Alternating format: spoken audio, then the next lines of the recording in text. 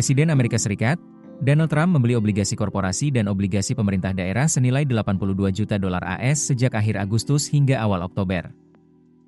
Berdasarkan laporan yang dirilis kantor etik pemerintah AS, Trump melakukan lebih dari 175 pembelian keuangan selama periode 28 Agustus hingga 2 Oktober.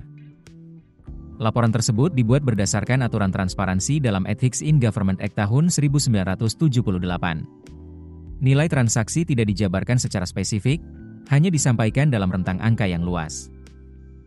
Sebagian besar aset dalam laporan tersebut berupa obligasi yang diterbitkan oleh pemerintah daerah, negara bagian, kabupaten, distrik sekolah, serta lembaga publik lainnya.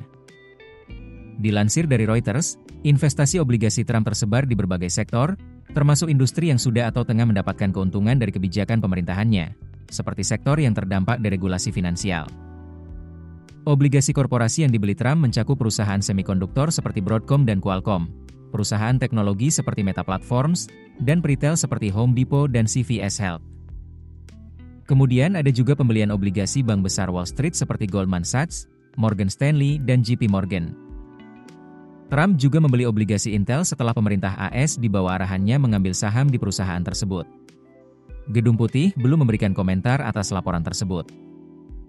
Pemerintah sebelumnya menyatakan, Trump terus memenuhi kewajiban pengungkapan investasi, namun baik Trump maupun keluarganya tidak terlibat dalam pengelolaan portofolio yang ditangani lembaga keuangan pihak ketiga.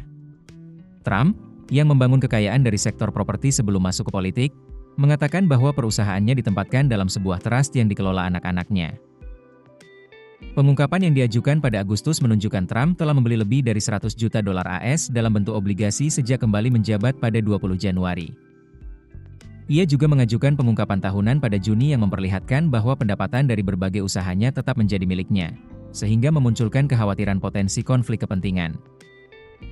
Dalam pengungkapan tahunan yang mencakup periode kalender 2024 itu, Trump melaporkan pendapatan lebih dari 600 juta dolar AS dari kripto, properti golf, lisensi, dan usaha lainnya. Laporan tersebut juga menunjukkan bahwa ekspansi Trump ke aset kripto telah menambah kekayaannya secara signifikan. Secara keseluruhan, laporan pengungkapan pada Juni memperkirakan nilai aset Trump mencapai setidaknya 1,6 miliar dolar AS, berdasarkan perhitungan Reuters. Keputusan bisnis terbaik datang dari data, bukan tebakan.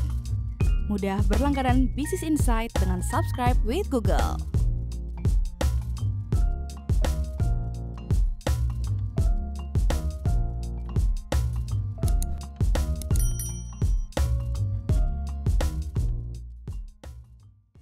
Download aplikasi Kontan sekarang di App Store atau Play Store.